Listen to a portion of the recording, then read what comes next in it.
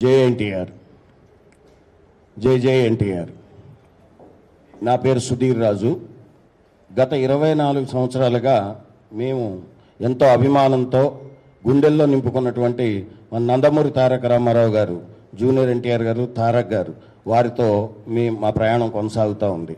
ఒక అభిమానిగా కాదు, ఎంతో ఇష్టపడి, అంటే మమ్మల్ని మేము మార్చుకోవడానికి, మమ్మల్ని రూపుదిద్దుకోవడానికి కూడా నందమూరి తారక రామారావు గారి యొక్క గుణగణాలే మమ్మల్ని మార్చాయి.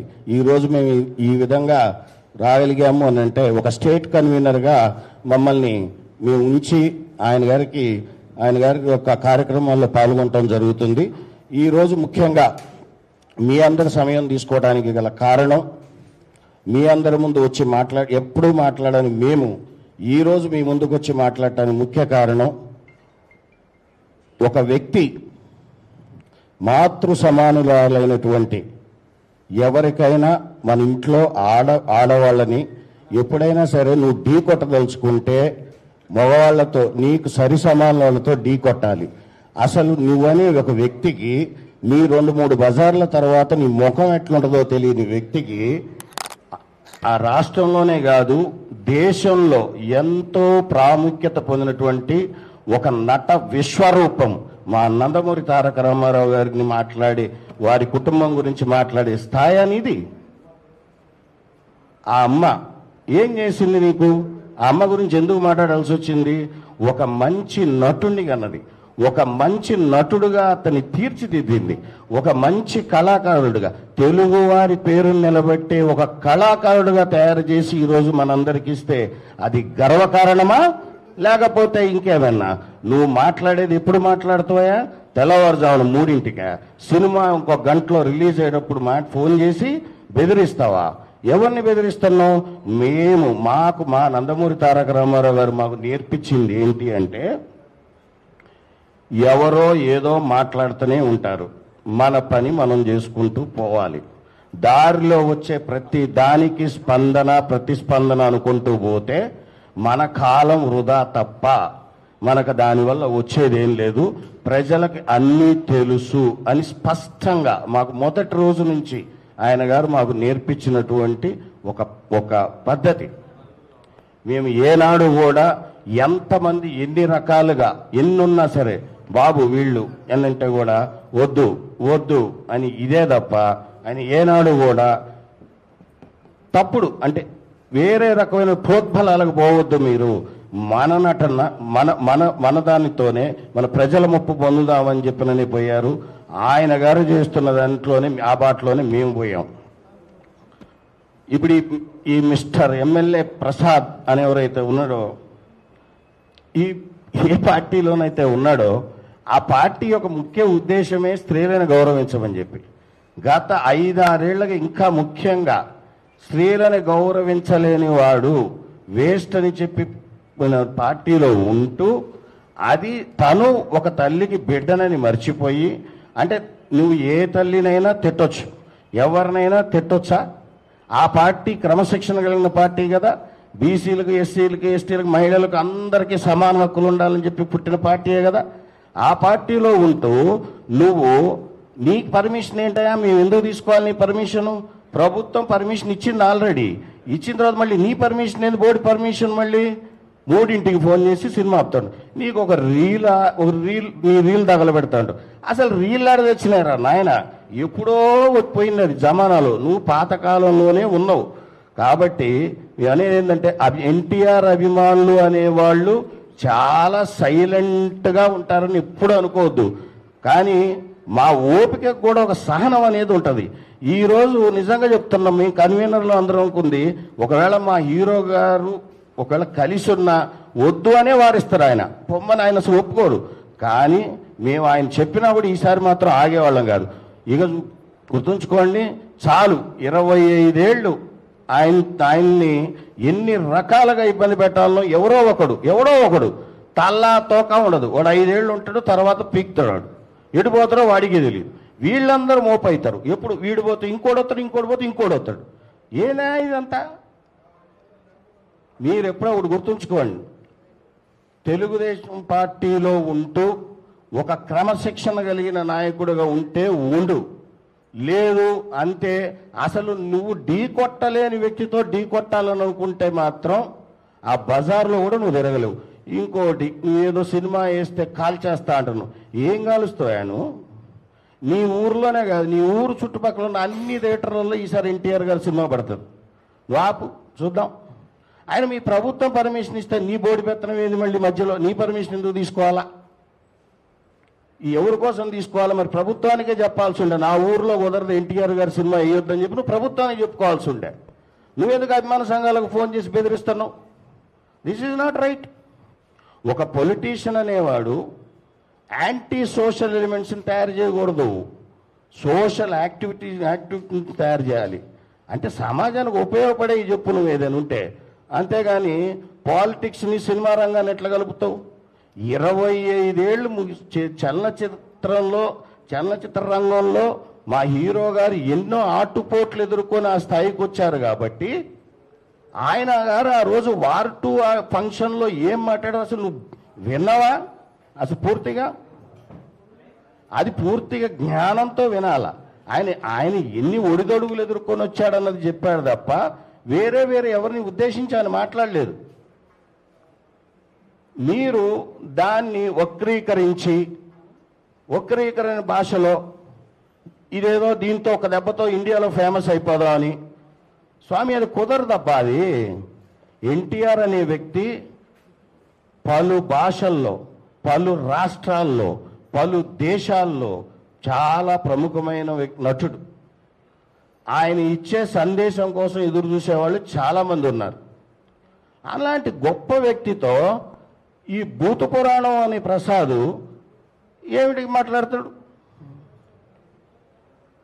ఇప్పుడు మా అందరం కోరుకునేది ఒకటే అండి, ఈ మిస్టర్ సోకాల్ ప్రసాద్ ఎవరైతే ఎమ్మెల్యే ఉన్నాడో ఆయన గారు ఏదో ముందు మాట్లాడేసి రాత్రిపూట తెల్లవారుజామున అది జోష్లో మాట్లాడిండో ఎట మాట్లాడిండో ఆ 3 కంటే అది మీరే అర్థం చేసుకోండి. నెక్స్ట్ డే ఏదో ఒక బెడ్రూమ్లో కూర్చొని ఒక సెల్ఫీ వీడియో తీసేసి పెట్టేసి నా పని అయిపోయిందని చేతులు దులుపుకుంటే కుదరదు. మీరు బహిర్గతంగా అందరు ప్రెస్ వాళ్ళని పిలిచి, ఎన్టీఆర్ అభిమానులను పిలిచి, అక్కడ బాధ్యుల్ని పిలిచి, మీరు ఎవరికైతే ఫోన్ చేసి బెదిరించారో ఆయన్ని పక్కన కూర్చోబెట్టుకొని మీరు క్షమాపణ చెప్పండి. ఇక ఇంతే, ఎన్టీఆర్ ఫ్యాన్స్ ఏమన్నా వాళ్ళు సైలెంట్గా ఉంటారు అంటే ఇక అయిపోయింది. 25 ఏళ్ళు ఎదురు అయిపోయింది. ఇక ఆగేది లేదు. What NTR fans can do అన్నది ఇక నుంచి మీకు చూస్తారు. గతం, చరిత్ర, ఇప్పుడు జరగబోయేది చూడండి. కాలం ఎప్పుడూ ఒకేలాగా ఉండదు మిస్టర్ ప్రసాద్. మీరు క్షమాపణ అనేది 2-3 రోజుల్లోనే తెలియపరచకపోతే మేమైతే అభిమానులు మేము ఆపాలనుకునే వాళ్ళు ఎంత ట్రై చేస్తున్నా చాలా మంది ఆగలేని పరిస్థితుల్లో ఉన్నారు, తట్టుకోలేవు. నువ్వు కొంచెం జాగ్రత్త. నువ్వు అతన్ని ఇమీడియట్గా మా అభిమాని ఎవరినైతే బెదిరించావో, అతనికి ఏదైతే ప్రాణహాని ఉంది, ఏదో అతన్ని ఏదో చేస్తా అని బెదిరిస్తున్నావో ఒక్కసారి టచ్ చేసి చూడబ్బా. థియేటర్లో కాల్ చేస్తా అన్నావు, అసలు నీకు దగ్గర ఎన్ని ఉంటాయబ్బా? థియేటర్లో ఎంతమంది ఉంటారబ్బా? నువ్వు ఎవరి మీద పోగలుగుతావబ్బా? ఒక థియేటర్లో ఎన్ని సీట్లు ఉంటాయి తెలుసా నీకు? అసలు ఒకటండి, జరిగిన దానికి క్షమాపణ చెప్తూ అతని యొక్క వంకర బుద్ధికి, అతనికి సంస్కారం లేదు, తల్లిదండ్రుల పట్ల గౌరవం లేదు. నాకు తెలిసి వాళ్ళ ఇంట్లో వాళ్ళు కూడా తిట్టుంటారు ఇది జరిగిన తర్వాత.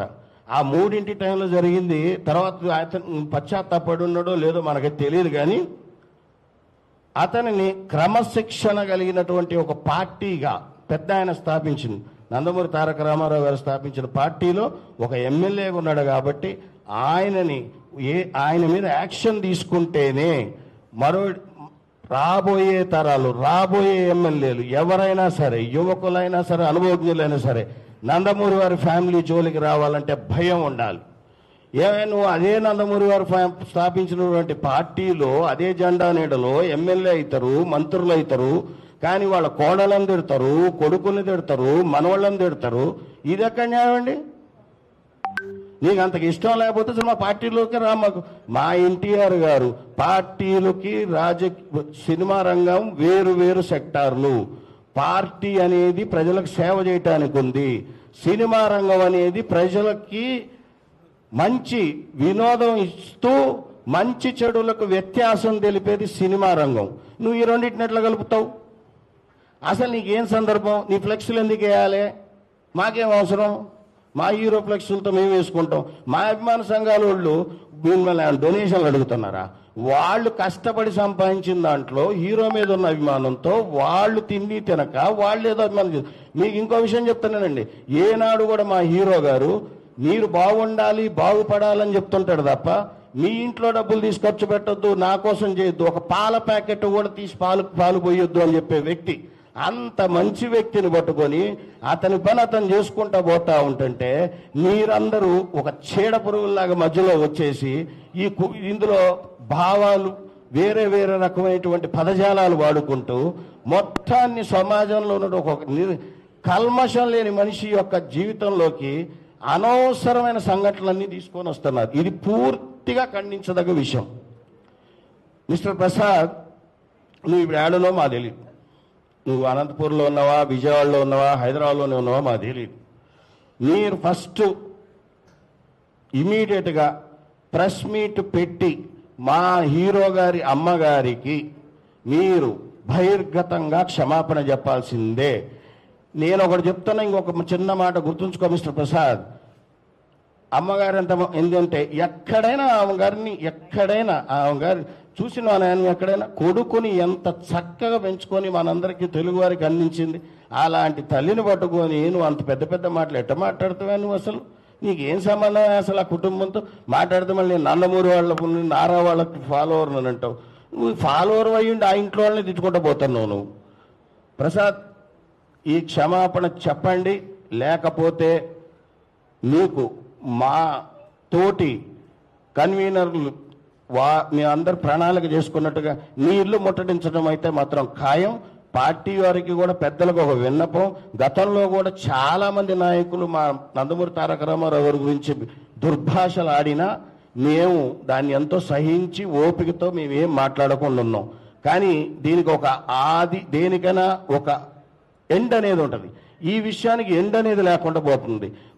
మన పార్టీలో ఉంటూ మన ఎమ్మెల్యే అయ్యిండి మహిళలకు ఎంతో గౌరవం ఇచ్చే పార్టీని చెప్పుకొని మన దాంట్లోనే ఇలాంటి విషయాలు రిపీట్ అవుతున్నాయి. కాబట్టి ఒకళ్ళపై చర్య తీసుకుంటే ఇది ఇకపై ఎవరు ఎలాంటి వాటికి దుస్సాహసానికి పాల్పడరు అన్న ఒక దీని విషయంతో మీకు దయచేసి మీ అందరికి రిక్వెస్ట్ చేసేది ఏంటంటే పార్టీ పెద్దలకి దీనిపై క్రమశిక్షణ చర్య ఇమీడియట్గా ప్రసాద్ గారి పైన తీసుకోవాలని చెప్పి మా నందమూరి తారక రామారావు గారి అభిమానుల తరఫున మేము అక్కడ లోపల ప్రభుత్వాన్ని మేము రిక్వెస్ట్ చేస్తున్నాం. ప్రసాద్ గారు మీ ఇంకోటి గుర్తుంచుకోండి అండి, me not only in Andhra, Telangana కాదు, నార్త్లో కాదు, ఒక్కసారి కదిలిందా సైన్యం, ఎన్టీఆర్ సైన్యం పవర్ ఏంటో గతంలో ఒక 15 ఏళ్ల క్రితం అందరికీ తెలుసు. 18 ఏళ్లకే ఇండస్ట్రీలోకి వచ్చి ఏమేం చేసిండ్రో ఆయన మీకు తెలుసు. ఆయన ఆయన ఎంత మోల్డ్ చేసుకున్నాడో మీకు తెలుసు. మా అభిమానులు కూడా అంతే తయారు చేసిండు. కామ్గున్నాం, let us full stop for everything. దీనికి ఒక ఎండ్ కావాలి అంటే ఐదర్ ఆయన్ని సస్పెండ్ చేయండి లేదా మా ప్రణాళిక మాకుంది. Thank you.